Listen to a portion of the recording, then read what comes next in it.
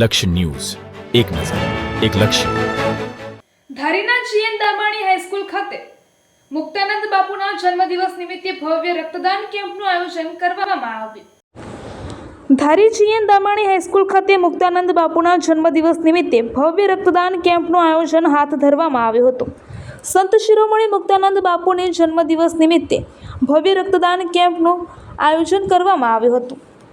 Amreli Shantaba medical કોલેજના સહયોગથી રક્તદાન કેમ્પમાં વહેલી સવારથી જ લોકો રક્ત ડોનેટ કરવા માટે પહોંચ્યા હતા. આ રક્તદાન કેમ્પમાં ધારીના ડીસીએફ વિકાસ યાદવ પણ પહોંચ્યા હતા. ખૂબ જ મોટી સંખ્યામાં લોકોએ રક્તદાન કરી માનવ જિંદગી બચાવવામાં પોતાનો ફાળો નોંધાવ્યો હતો. રિપોર્ટર ટીનુભાઈ લલિયા.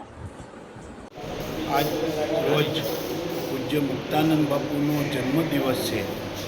એવા ક્રાંતિકારી સંતનો જન્મદિવસ છે, તો લોકોને ખૂબ જ ઉપયોગી વસ્તુ છે એવો રક્તદાન કેમ્પનું આયોજન કરવામાં આવ્યું છે ધારી ખાતે. અને બાપુએ આજે ટિફિન સેવાનો પણ પ્રારંભ કર્યો છે. દરેક જુદા જુદા સ્થાનો પર ભારતભરમાં રક્તદાન કેમ્પ થઈ રહ્યો છે. એમાં ધારી ખાતે આજે અરવિંદભાઈ દવે ખૂબ સરસ પુરુષાર્થ કરી અને રક્તદાન કેમ્પનું આયોજન કર્યું છે. અને રક્તદાન છે એ જેને જરૂર હોય એને ખ્યાલ હોય છે કે રક્તદાન શું છે. એ આ કેમ્પની અંદર વિશેષ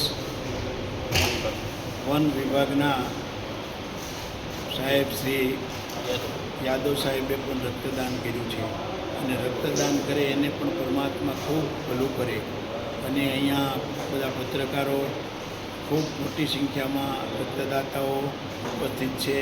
તો સર્વનું કલ્યાણ થાય એવી મા ગાયત્રીને પ્રાર્થના. નમસ્કાર, મારું નામ વિકાસ યાદવ છે.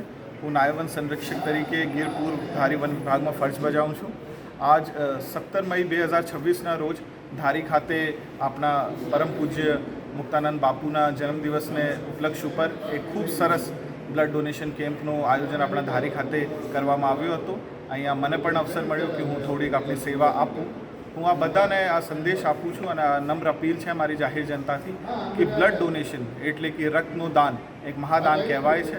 આપણે બધા આમાં સારી રીતે પાર્ટિસિપેટ કરીએ, બધાને પ્રોત્સાહિત કરીએ અને આપણો જો સમાજ છે આમાં એક પોઝિટિવ મેસેજ જાય એવા આપણે કૃત્ય કરીએ. મુક્તાનંદ બાપુની કૃપા બધા ઉપર બની રહે અને સમાજમાં એક પોઝિટિવ મેસેજ જાય એવી મારી નમ્ર અપીલ છે. આભાર.